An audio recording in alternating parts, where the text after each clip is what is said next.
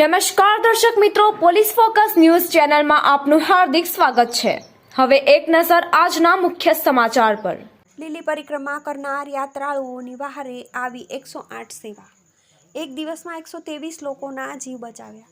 જૂનાગઢમાં લીલી પરિક્રમા શરૂ થઈ ચૂકી છે। લીલી પરિક્રમામાં યાત્રાળુઓની સુવિધાને ધ્યાનમાં રાખીને 108ની સેવા સહિત અનેક સુવિધાઓ ગોઠવવામાં આવી છે। લીલી પરિક્રમાએ પદયાત્રીઓ માટે 108ની સુવિધા 24/7 શરૂ રહેશે, જેમાં પરિક્રમાના પહેલા દિવસે જ 108 સેવા 123 જેટલા દર્દીઓની વારે આવી હતી।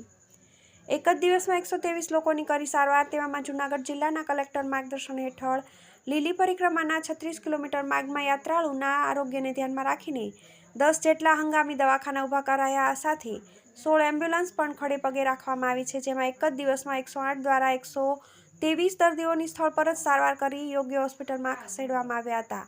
આ રીતે વિવિધ વિભાગનો કરો સંપર્ક। જૂનાગઢમાં પરિક્રમા દરમિયાન યાત્રાળુઓને કોઈ મુશ્કેલી ન પડે તે માટે વિવિધ વિભાગ અને તેના કંટ્રોલ રૂમના નંબર પર જાહેર કરવામાં આવ્યા છે, જેમાં જિલ્લા આપત્તિ વ્યવસ્થાપન કેન્દ્ર, પોલીસ વિભાગ, ફાયર ઇમરજન્સી, 108 સેવા, સિવિલ હોસ્પિટલ કંટ્રોલ રૂમ, સહાયતા કેન્દ્ર, central bus stand, traffic police, one વિભાગ, SDRF અને SEOC ગાંધીનગરનો સમાવેશ થાય છે।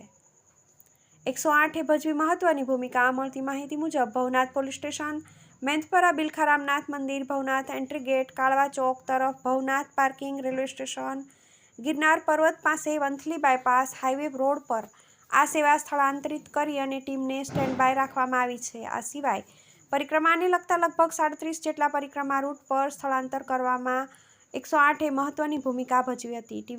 મિત્રો, આવા જ અવનવા સમાચાર જાણવા માટે અમારી ચેનલને લાઈક કરો, સબસ્ક્રાઇબ કરો અને બેલ આઇકોન પર પ્રેસ કરો, જેથી અમારી ન્યૂઝની બધી જ અપડેટ આપને મળતી રહે।